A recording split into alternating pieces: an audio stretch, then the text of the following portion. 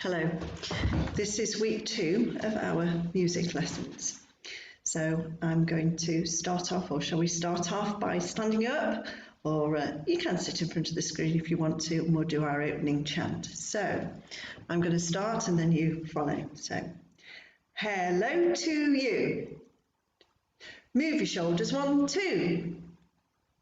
Now stamp your feet and clap to the beat.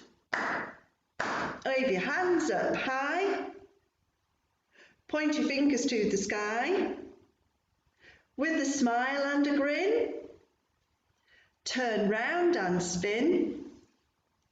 Well done, everyone. Now our lesson has begun. Well done. So we're going to start this week by warming up our voices, and I've got a different chant for you this time. So I'll start and then you copy. Lickety split, lickety split, lickety rickety trickety split. Doodly pip, hop and a skip, fancy a chip. Instead of saying fancy a chip, can you say yes please? So when I say fancy a chip, you say yes please. Fancy a chip? Let's do it again in the same voice. Lickety split. Lickety split. Lickety rickety trickety split. Toodly pip. Hop and a skip. Fancy a chip? Let's do it again in a high voice. Lickety split. Lickety split. Lickety rickety trickety split. Toodly pip. Hop and a skip. Fancy a chip? Let's do it again in a low pitch voice. Lickety split. Lickety split. Lickety rickety trickety split. Toodly pip. Hop and a skip. Fancy a chip? Let's do it again in a quiet voice.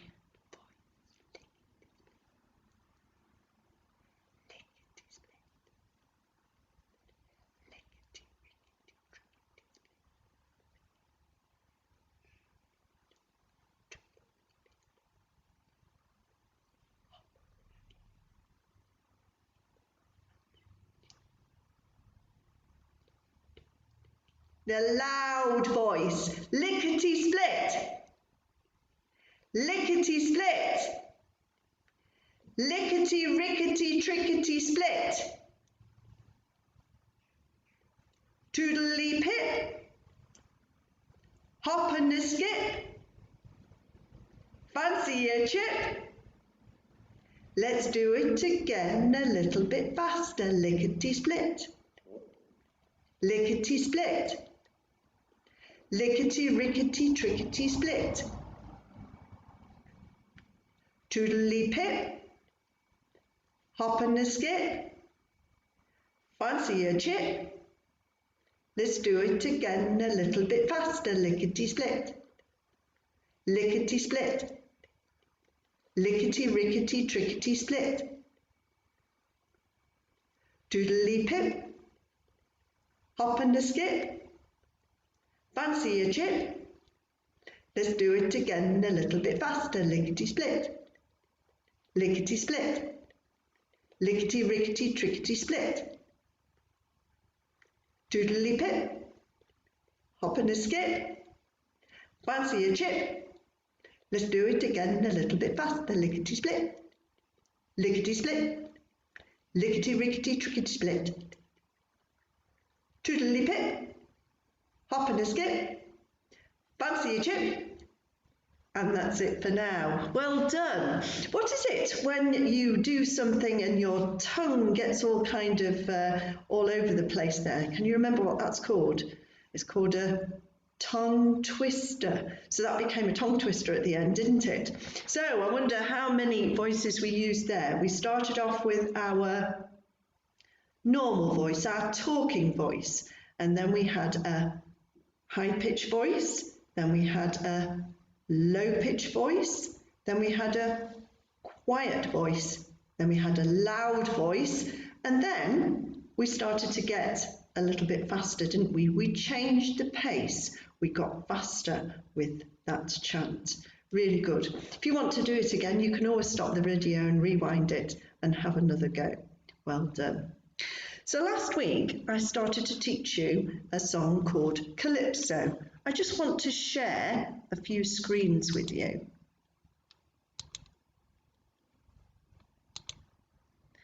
So here, this is a bit of information about the calypso. Can you see the word calypso there? And there's some people that are dressed from the place where they come from, and they actually come from Trinidad, and I'm wondering whether they're actually dancing a calypso there. So a calypso is a type of folk song primarily from Trinidad, though sung elsewhere in the southern and eastern Caribbean islands. So that's over towards America. And it was developed in Trinidad in the 17th century. Well, we live in the 21st century, so that's a few centuries ago, quite a long time ago. And it came from West African music, and it was brought by the African slaves when they were imported to the Caribbean islands to work on the sugar plantations. It is in 4/4 time with syncopation. We're going to learn about that in a moment. So basically a calypso comes from Trinidad. Right, I'm going to stop sharing that screen now. So let's go over the song that we started to learn last week. And it goes like this. I'll do a bit and then you copy. Anytime you need a calypso,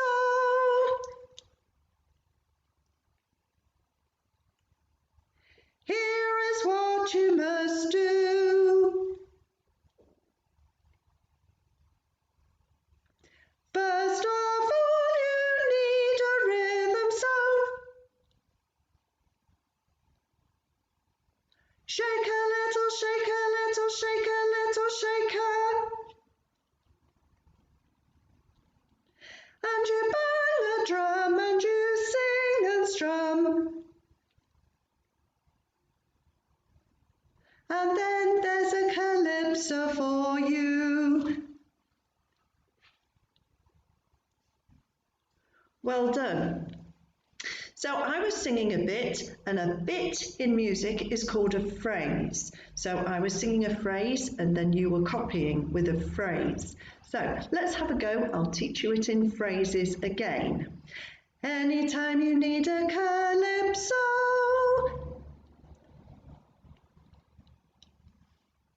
here is what you must do. First of all, you take a rhythm, so shake a little, shake a little, shake a little, shake a. And you bang a drum and you sing and strum. And then there's a calypso for you. Well done. I'm going to sing it 2 phrases at a time now, so that's a little bit longer so that we're getting to know the song a bit better. So I'm going to sing 2 phrases and then you copy the 2 phrases. So me first. Anytime you need a calypso, here is what you must do.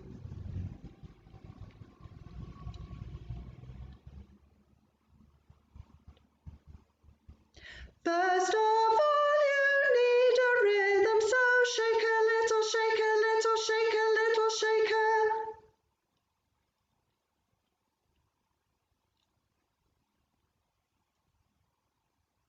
and you bang a drum and you sing and strum, and then there's a calypso for you.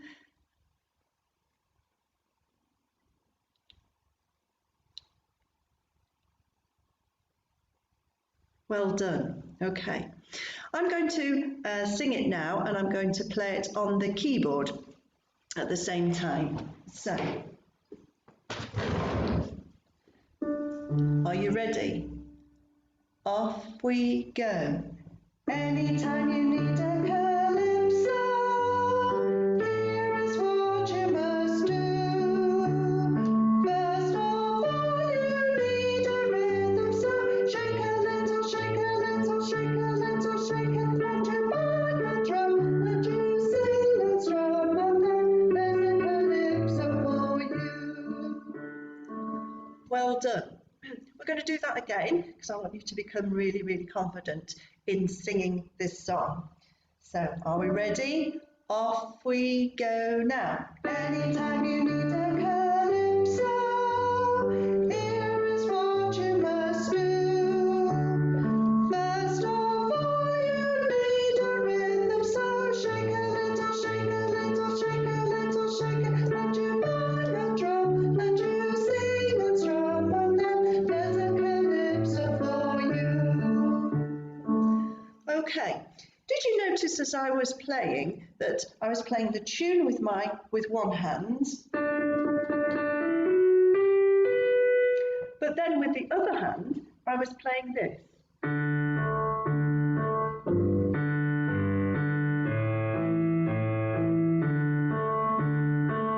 So I was accompanying the tune with this hand with something a little different.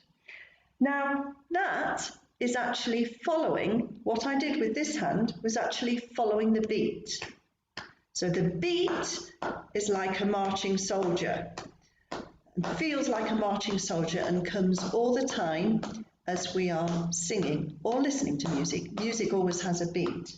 So this time, instead of maybe singing it, I want you to listen to me play on the piano and see if you can follow this hand as I'm going and clap the beats. So I'll just tap it as I'm doing that.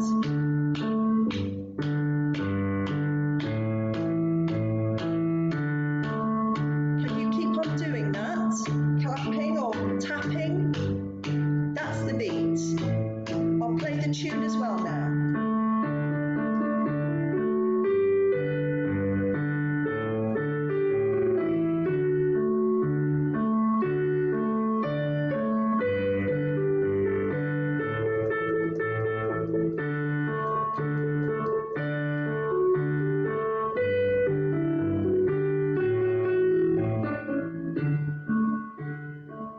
Well done.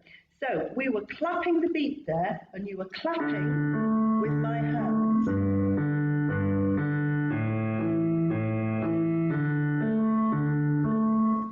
Now when we were reading about the calypso, I said that it was in 4/4 time. And that means that our phrases of music are actually grouped into numbers of beats that makes it feel comfortable. And this one happens to be four groups of 4 every time. So can you just clap with me and count? 1, 2, 3, 4. 1, 2, 3, 4. 1, 2, 3, 4. 1, 2, 3, 4. Well done. So I'm making 1 a little bit louder, a little bit stronger, because there's always a stronger beat every time that we do something, and the others are a little bit weaker. So let's just practice that again. 1, 2, 3, 4. 1, 2, 3, 4. 1, 2, 3, 4. 1, 2, 3, 4. 1, 2, 3, 4. 1, 2, 3, 4. 1, 2, 3, 4. 1, 2, 3, 4. You might, if you wanted to, stamp on number 1, clap 2, 3, and 4. So stamp, clap, clap, clap, stamp, clap, clap, clap, stamp, clap, clap. Clap, stamp, clap, clap, clap.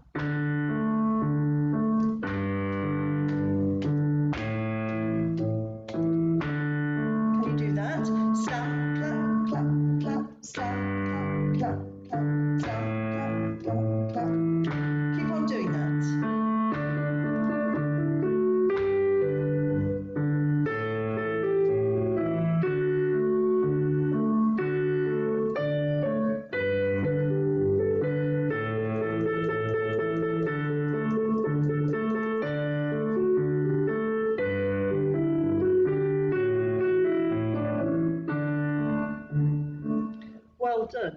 So the magic number, I call them magic numbers sometimes, the magic number of this piece of music is 4. 4 beats in a bar. Every time 4, it's all in little groups of 4. 1, 2, 3, 4, 1, 2, 3, 4. Well done. So, shall we, you might like to try and clap the beat as you're singing. You might like to do the stamp, 2, 3, 4, stamp, 2, 3, 4, or actually sing along. Well, do it while you're singing, in fact. Well, you can't count, can you? But anyway, here we go. 1, 2, 3, go.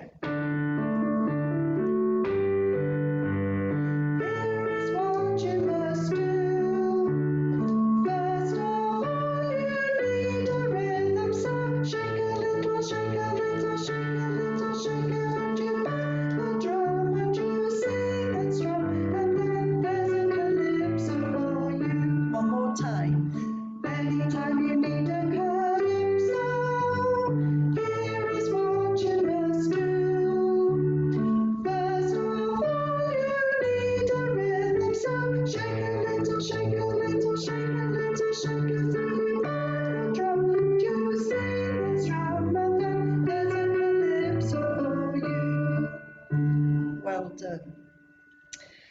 So we've talked about the beats there and the fact that the calypso has 4 beats in a bar, 4 groups of 4 all the time, number 1 being the strongest, and we'll talk a little bit more about calypsos next time. I want to share with you a screen again, and we were talking about John Philip Sousa last week, so let's just recap what we did. I wonder, did you do any research on John Philip Sousa? So he was born in America in 1859 and died in 1932. He had 9 brothers and sisters, and he played the violin, he composed music, and he conducted. And remember, the conductor is the person that actually waves the baton in front of the orchestra or the band. Sousa worked in the Marine Corps, where he became a leader of the Marine Band in Washington, and he became known as the March King. And eventually, this Marine Band became the best military band in America, when he was their leader. So he used to take them on tour, and they used to go and play concerts all over the country and compete in competitions, I would think. Sousa is most famous for the marches he composed, and he wrote 136 marches altogether. The most famous was the Stars and Stripes Forever. So that is the piece. I'm just going to stop sharing now. That was the piece of music that we listened to last week. I'm not sure about the quality of the video, so I'm going to try again this week, but we're going to use a different piece of music this week.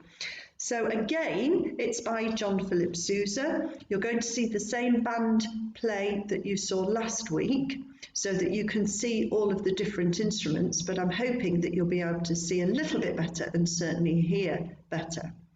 The piece of music that I'm going to play today is called Liberty Bell. And again, I want to focus on the percussion instruments at the back. And this piece of music, as I say, is called Liberty Bell, and I wonder if you will notice the new percussion instrument that the performers use. If there are any grown-ups or adults with you listening, they might recognise this piece of music as the theme tune to Monty Python's Flying Circus. So while you're listening to this piece of music, I'm just going to share a screen. I'm just going to share this screen. Okay, I want you to, I might actually go from the beginning here. So we've talked about the beat, haven't we? So the beat is like, it feels like a marching soldier. And there we've got some soldiers there to think about it. We've been talking about the beat when we were listening to our calypso. And then we haven't talked about rhythm today. I'm going to carry on. We've talked about a phrase. A phrase is a bit of music. It's a little bit of music. So I sing a phrase and then you copy. But now, this is the new word for today, dynamics. And I want you to be listening to Susa's march and listen if you can hear a change in the dynamics. Now, the dynamics are how loudly or quietly a piece of music is played or sung. How loudly or quietly a piece of music is played or sung. And there you've got somebody singing really loudly, and there you've got somebody reminding you to be quite quiet. So the word is dynamics, how loudly or quietly a piece of music is played or sung. Dynamics. So I'd like you to listen to the Liberty Bell. I want you to see if you can notice the different percussion instrument at the back. Now remember, a percussion instrument is an instrument that you can either bang, like cymbals, or like drums, or you can scrape. There are some instruments that you can scrape. So those are percussion instruments, and some of them are tuned. We talked about tuned in percussion instruments last week, like the glockenspiel, or they might be untuned, which is where it just sounds like a bang or a clash or something like that. So those are the percussion instruments. While we're also listening to this, we're going to listen for the dynamics, the changes in the louds and the quiets. So I'm going to share the screen with you.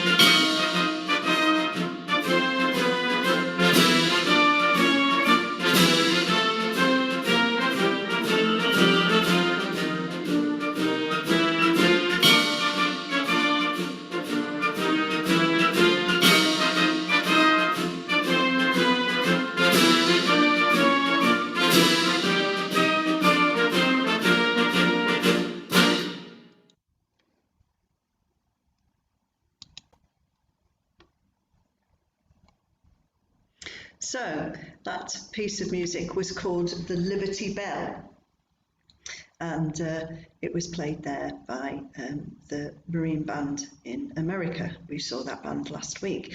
Did you notice the bit in the percussion that was different to last week? So if I just share the screen with you again.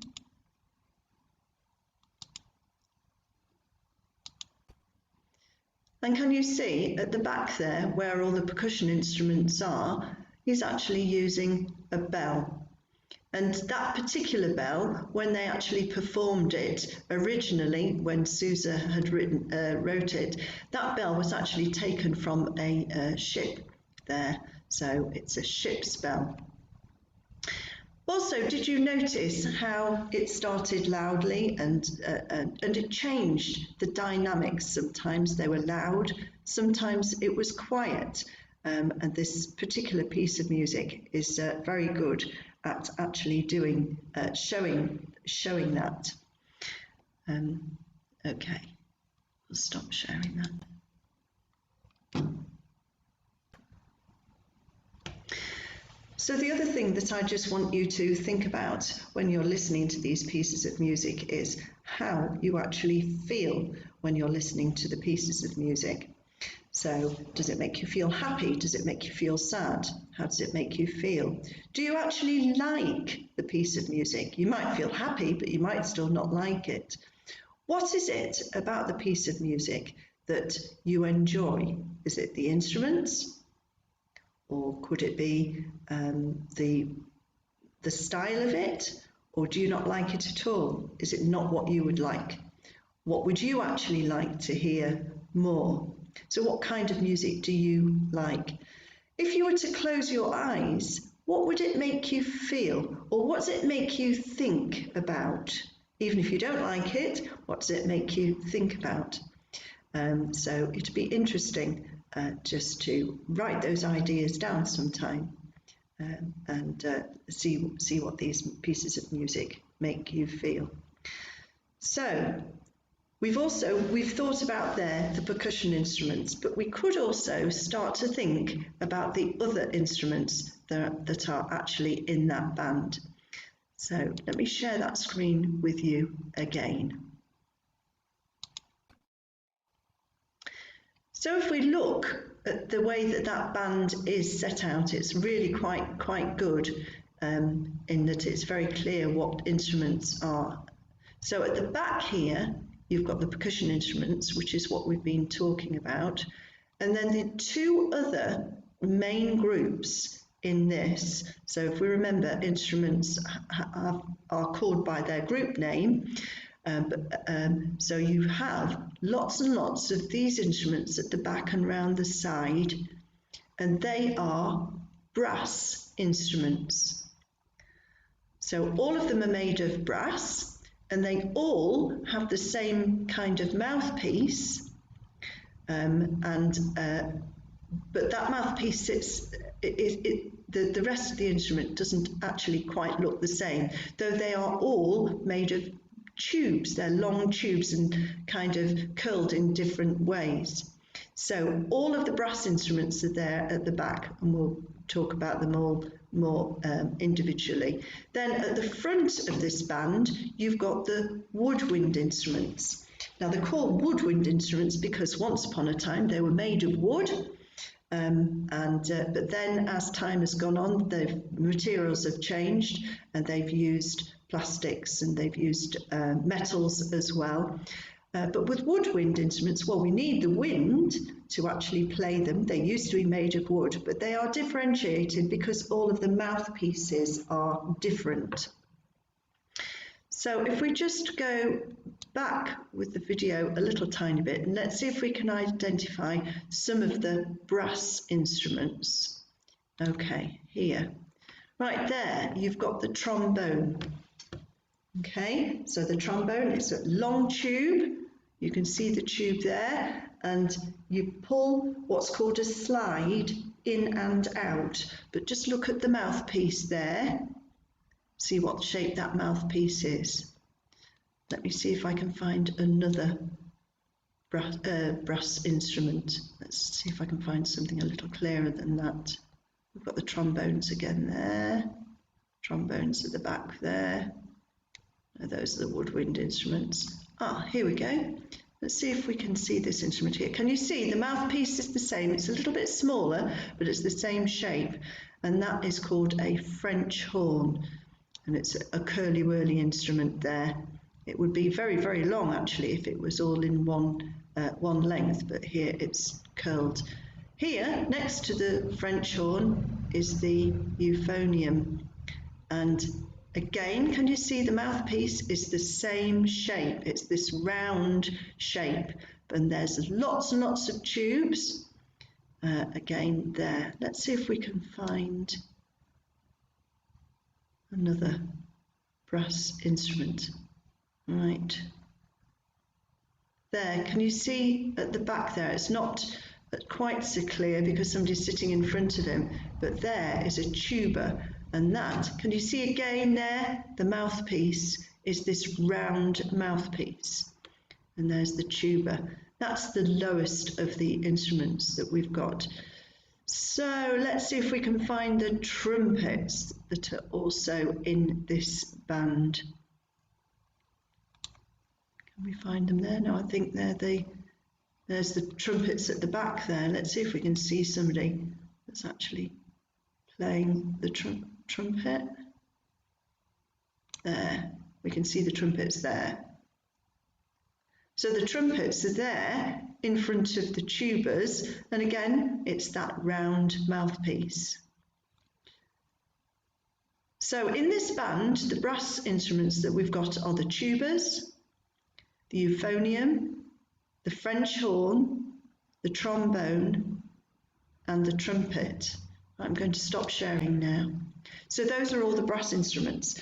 And as I showed you, the mouthpiece is a round mouthpiece. And what they do is they blow into the mouthpiece, and it's called buzzing. It's like doing a raspberry, really. So can you do that? Can you pretend to blow a trumpet? Can you pretend to blow a trombone? Shall we do?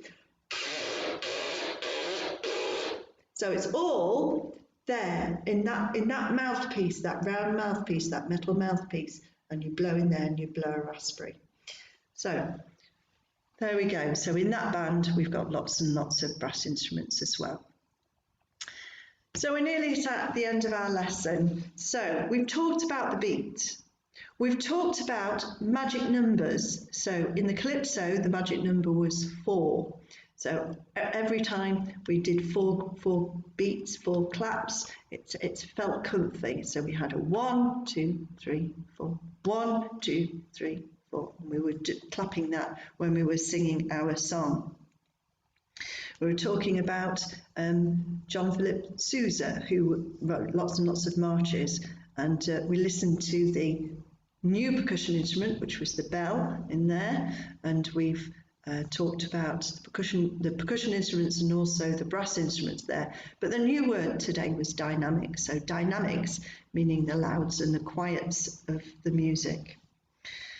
So thank you very much. All that remains is for me to say thank you, and I'll see you again next time.